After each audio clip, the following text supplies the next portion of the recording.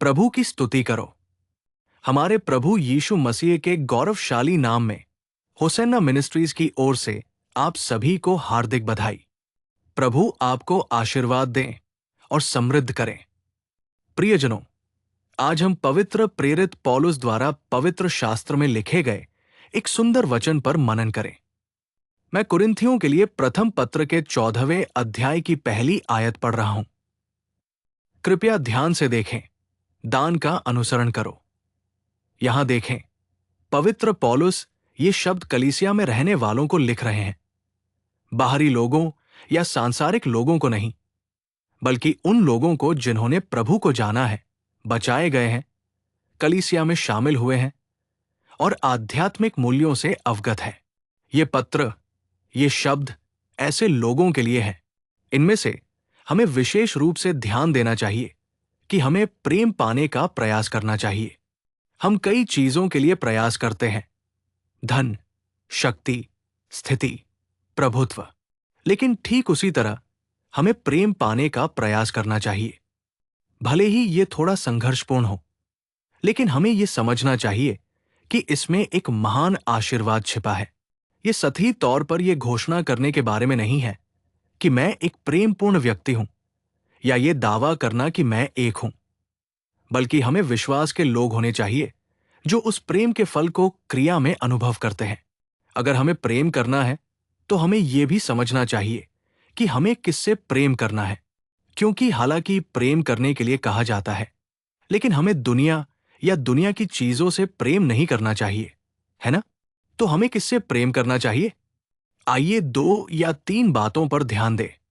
सबसे पहले, जब हम मत्ती 22:37 को देखते हैं तो वहां लिखा है, तू अपने परमेश्वर यहोवा से अपने सारे मन और अपने सारे प्राण और अपनी सारी बुद्धि के साथ प्रेम रखना।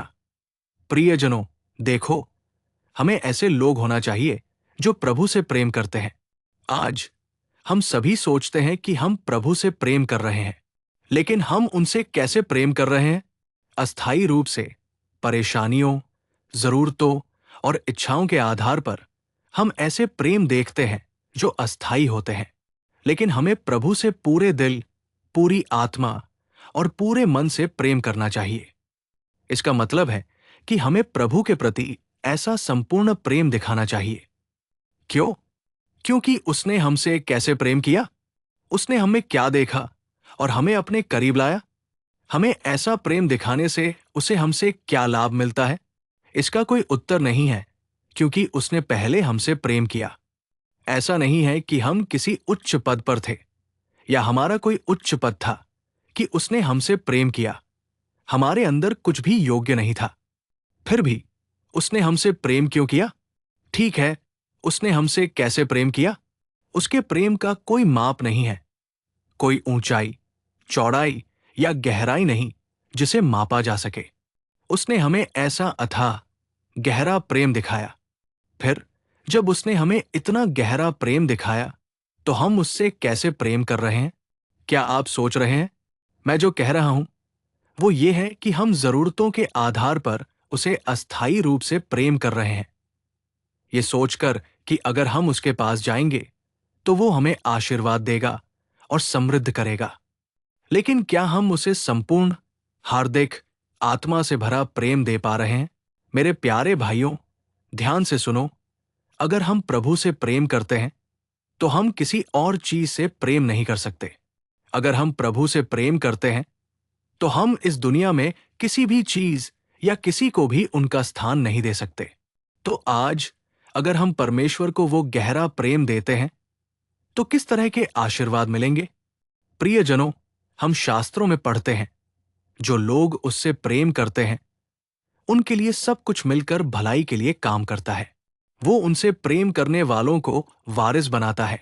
उसके प्रेम के कारण पवित्र आत्मा हम पर उंडेला जाता है। उसके प्रेम के कारण हमें बहुत सारे आशीर्वाद मिलते हैं। आज हम आशीर्वाद मांग रहे हैं, लेकिन क्या हम उससे प्रेम कर रहे हैं?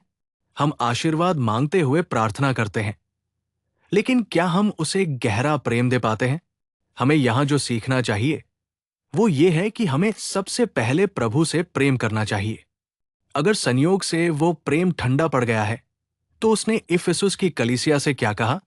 तुम अपने प्रेम में कमजोर हो गए हो। तुम्हारा प्रेम ठंडा पड़ गया है, तुम्हारा प्रेम कमजोर हो गया है और मुझसे दूर चला गया है। इसका मतलब है कि जो प्रेम उसे दिखाया जाना था, वो किसी और ने प्राप्त कर लिया है या वो स्थान किसी और को दे दिया गया है। इसलिए वो इफिसियन चर्च को चेतावनी देता है, जैसा कि हम शास्त्रों में पढ़ते हैं। मेरे प्यारे भाइयों, परमेश्वर के लिए हमारा प्रेम मधुर, शक्तिशाली और परिपूर्ण होना चाहिए। यही हम इस आयत में पहचानते हैं। मैं आपको एक और शब्द याद दिलाना चाहता हूं। वो मत्ती 22:39 में है। मैं उसे भी पढ़ रहा हूं। अपने पड़ोसी से अपने समान प्रेम रखना, दूसरी आज्ञा उसके समान है। देखिए, इस आयत में दूसरा अनुभव यह है कि हमें अपने पड़ोसी से अपने समान प्रेम करना चाहिए। हम अपने आप से कैसे प्रेम करते हैं? अगर हमारा चेहरा पीला दिखता है, तो हमें अपने आप पर दया आती है। अगर कोई नुकसान होने वाला है, तो हम बहुत सावधानी से खुद को बचाते हैं। क्या हमने किसी को अपने शरीर को कष्ट देते देखा है? तो जैसे हम अपने आप से प्रेम करते हैं, वैसे ही हमें अपने पड़ोसियों से भी प्रेम करना चाहिए। हमारे प्रभु द्वारा दी गई आज्ञा, उनका उदाहरण, हमारे आगे उनका मार्ग, ये ऐसे ही पदचिह्न हैं। आज हमारे पास एक विशाल हृदय होना चाहिए जो उस प्रेम को साझा कर सके। न केवल खुद से प्रेम करना, बल्कि हमें अपने सामने वाले की खुशी को भी देखना चाहिए। हमें अपने सामने वाले व्यक्ति के आशीर्वाद की कामना करनी चाहिए। हमें ये कामना करनी चाहिए कि हमारे सामने वाले लोग श्रेष्ठ हों, सम्मानित हों और उच्च पदों पर आसीन हों। क्योंकि हम सभी ऐसी ही चीजें चाहते हैं। हम दिन प्रतिदिन आगे बढ़ना चाहते हैं, उच्च पदों पर पहुंचना चाहते हैं, सभी के लिए एक आशीर्वाद के रूप में प्रकट होना चाहते हैं, है ना? तो फिर हम अपने सामने वाले के लिए उसी तरह क्यों नहीं सोचते? हम भी ऐसा ही क्यों नहीं चाहते? वचन कहता है कि प्रेम करो। तो अगर हमारे पास प्रेम है, तो हम दूसरों से उसी तरह प्रेम क्यों नहीं कर सकते और उस अधिकार का दावा क्यों नहीं कर सकते? हमें इस बारे में सोचना चाहिए। मेरे प्यारे भाइयों, आज ईर्ष्या, घृणा, दुश्मनी, संकीर्णता, एक दूसरे के दिल को न पहचान पाना, इस तरह हम ऐसे अभागे लोगों की तरह जी रहे हैं जो उस प्रेम में आशीर्वाद की मिठास का अनुभव नहीं कर सकते। ऐसा कहने में कोई संदेह नहीं है।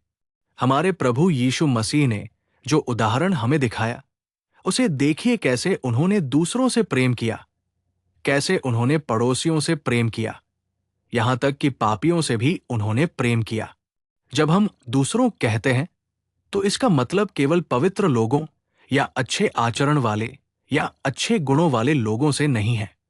यीशु ने हमें जो अनुभव सिखाया, वो ये है, जो लोग पाप में फंसे हुए थे, पाप में डूबे हुए थे, दुनिया से घृणा करते थे, दुनिया से तिरस्कृत थे, उन्होंने भी उन्हें स्वीकार किया और उनके साथ प्रेम बांटा। वे प्रेम के अवतार हैं हमारे प्रभु यीशु मसीह। आज हम दूसरों की कमजोरियां देख रहे हैं, हम दूसरों में ताकत की कमी देख रहे हैं, हम दूसरों के कार्यों को देख रहे हैं और उन्हें दूर कर रहे हैं, उनसे घृणा कर रहे हैं, प्रेम बांटने में असमर्थ है। मेरे प्यारे लोगों, हमें अपने पड़ोसियों से वैसा ही प्यार करना चाहिए जैसा हम खुद से करते हैं। ये वो सुंदर संदेश है जो परमेश्वर का वचन हमें देता है। मैं आपको एक और बात याद दिलाना चाहता हूं। वो है मत्ती 5:44। मैं इसे अभी पढ़ रहा हूं। परंतु मैं तुमसे कहता हूं, अपने शत्रुओं से प्रेम करो, ताकि तुम अपने स्वर्गीय पिता की संतान बन सको। हम थोड़ा कठिन वचन सुन रहे हैं, ताकि तुम अपने स्वर्गीय पिता की संतान बन सको। हमें अपने शत्रुओं से प्रेम करना चाहिए। क्या ये हमारे लिए संभव है? फिर हमें इसका अभ्यास करना चाहिए, हमें इसे सीखना चाहिए और हमें उसी तरह से आगे बढ़ना चाहिए। हम शत्रु को शत्रु के रूप में देखते हैं, हम शत्रु को दूर रखना चाहते हैं, हम शत्रु का विनाश चाहते हैं। हम सोचते हैं, मेरे शत्रु बनने के बाद वे कैसे धन्य हो सकते हैं, वे कैसे समृद्ध हो सकते हैं। ये हमारा दृष्टिकोण है। लेकिन परमेश्वर का वचन क्या कहता है? उस शत्रु को धन्य होना चाहिए, समृद्ध होना चाहिए और हमारी आंखों के सामने फलता फूलता हुआ दिखाई देना चाहिए। हमारे पास ऐसा प्रेमपूर्ण दृष्टिकोण होना चाहिए। ये ईश्वरीय प्रकृति है, ईश्वरत्व का प्रतीक है। शायद वे हमें अक्षम समझे। उन्हें लगे कि जब हम दुश्मनों से प्यार बांटते हैं तो हम अलग हैं। फिर भी ईश्वर को जो अच्छा लगता है वो ये है कि मैंने एक बार ईश्वर के एक सेवक को कहते सुना, दो देशों के बीच एक अंतहीन संघर्ष था। ये दोनों देश कैसे थे? तलवारें खींची गई। ठीक है, मैं आपको एक बात बताता हूं। इस एक देश के लोगों ने क्या किया? कूड़े के ट्रक भरकर वे पड़ोसी देश में दीवार के पार फेंक आए। उन्होंने इसे दूसरे देश में फेंक दिया। उन्होंने ये देखा और सोचा, ये क्या है? ये सारा कचरा कहां से आया? देखने पर उन्होंने पाया कि ये देश ट्रक भरकर लाया और सीमा पार करके अपनी भूमि में फेंक दिया।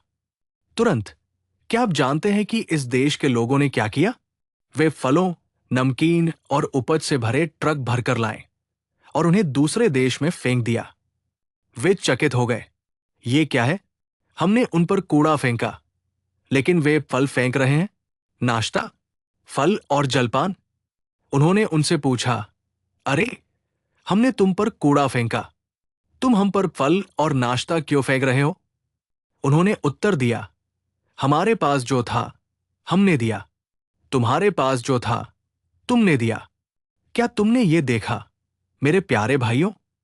हमारे प्रभु यीशु मसीह ने भी, जिन्होंने उसे पीटा, उसे प्रताड़ित किया, उसका खून बहाया, जिन्होंने उसके सिर पर कांटों का मुकुट रखा, उसे दबाया और उसे चोट पहुंचाई, भाले से उसकी कमर को छेदा, ऐसे लोगों से भी उसने प्रेम किया। क्या उससे भी बड़े शत्रु हैं? क्या हमारे पास यीशु से भी बड़े शत्रु हैं? उसने शत्रु को शत्रु नहीं माना, वो शत्रु से प्रेम करता था। उसने उस शत्रु के लिए अपना खून बहाया। उसने उस शत्रु के लिए मध्यस्थता की। वो उस शत्रु को अपने साथ ले जाना चाहता था। वो चाहता था कि वो शत्रु उसके साथ उसके राज्य में रहे। वो प्रेम का अवतार है, प्रेम का सागर है हमारा प्रभु यीशु मसीह। ताकि हम पिता की संतान बन सकें, हमें ये प्रेम रखना चाहिए। वो प्रेम जो शत्रुओं से भी प्रेम कर सकता है, यही परमेश्वर का वचन कहता है। ऐसी बात हमारे लिए बहुत लाभदायक, आशीषों से भरी और समृद्धिदायक है, यही हमें समझना चाहिए। अंत में मैं आपको एक और बात याद दिलाना चाहूंगा। वो ये है कि मैं एक यूहन्ना 4:21 पढ़ रहा हूं और हमें उससे ये आज्ञा मिली है कि जो परमेश्वर से प्रेम रखता है वो अपने भाई से भी प्रेम रखे। ये हमें उससे मिला है। इसमें कहा गया है, अपने भाई से प्रेम रखना चाहिए। जो परमेश्वर से प्रेम रखता है वो अपने भाई से भी प्रेम रखेगा। मेरे प्यारे भाइयों, आज इस तरह के प्रेम दुर्लभ होते जा रहे हैं। ये प्रेम दुर्लभ होते जा रहे हैं। ये प्रेम आग की लपटों में जल रहे हैं। प्राप्त पद या अर्जित संपत्ति या अधिकार, ये ऐसे मधुर प्रेम को बिखेर रहे हैं। जब उस भाई के साथ प्रेम बांटा जाता है तो ये इस बात का प्रमाण है कि हम परमेश्वर से प्रेम करते हैं, है ना? एक ही मां के गर्भ से जन्मे भाई भी आज वे इस प्रेम से बहुत दूर रह रहे हैं। वे इस प्रेम को साझा करने में असमर्थ लोगों की तरह जी रहे हैं। वे अलग हो रहे हैं, छोटी छोटी बातों पर, संपत्ति के बारे में, पद के बारे में, भूमि के बारे में, जागीरों के बारे में, किसी भी छोटे शब्द के लिए। जब कोई शब्द बड़ा हो जाता है, यहां तक कि एक शब्द के बारे में भी, वे एक ऐसा चरित्र धारण कर लेते हैं जो सहन नहीं कर सकता, जो प्रेम नहीं कर सकता। हम नहीं समझ सकते कि प्रेम कितना मधुर है। बहुत छोटी उम्र से ही हम सुनते हैं कि प्रेम संसार की जड़ है, ऐसे गीत गाए जाते हैं। क्या प्रेम इस संसार का कारण नहीं है? तो फिर ऐसा क्यों है कि आज हम ऐसा प्रेम नहीं रख पाते? हम सभी के लिए इस तरह का प्रश्न उठना चाहिए। इसलिए पवित्र पौलुस ने कुरिन्थ की कलीसिया को लिखते हुए कहा, दान के पीछे चलो। ये हमारे लिए थोड़ा बोझिल होगा। भाई से प्रेम करना, शत्रु से प्रेम करना, पड़ोसी से प्रेम करना और विशेष रूप से उस परमेश्वर से प्रेम करना जिसने हमें जीवन दिया और हमें उद्धार दिया। यद्यपि ये सब बोझ लगते हैं, लेकिन ये हमें प्रतिफल देंगे। तो आइए हम इस प्रेम को पाने का प्रयास करें और परमेश्वर के आशीर्वाद के पात्र बने। सिर झुकाओ, मैं एक छोटी सी प्रार्थना करूंगा। हे प्रभु, जीवनदाता, हम आपको धन्यवाद देते हैं। हमें प्रेम करना सीखने में मदद करें। हम वो प्रेम नहीं दिखा पाते जो आपने दिखाया है। प्रभु, हमारे दिलों को बड़ा करें। पूरे दिल, पूरी आत्मा और पूरे दिमाग से आपसे प्रेम करें। पड़ोसियों से प्रेम करें, दुश्मनों से प्रेम करें, भाइयों से प्रेम करें। हमारे दिलों को बड़ा होना चाहिए। प्रभु, इन शब्दों के माध्यम से हमें शुद्ध करें और इस प्रेम को पाकर इसके माध्यम से मिलने वाले आशीर्वाद के योग्य बने। हम आपसे हमारी मदद करने के लिए कहते हैं। वे सभी जो इन शब्दों को सुन रहे हैं और हम सभी भी, हम आपके हाथों में समर्पण करते हैं। आपसे उस तरीके से हमारा मार्गदर्शन करने के लिए कहते हैं। हम यीशु के नाम में प्रार्थना और विनती करते हैं। पिता, आमीन, आमीन। प्रभु आपको आशीर्वाद दें और समृद्ध करें। मेरे भगवान आपको इस पूरे दिन भरपूर अनुग्रह प्रदान करें। आमीन, आमीन। अनुग्रह के दैनिक संदेशों और अधिक आध्यात्मिक संदेशों के लिए हमारे YouTube चैनल की सदस्यता लें।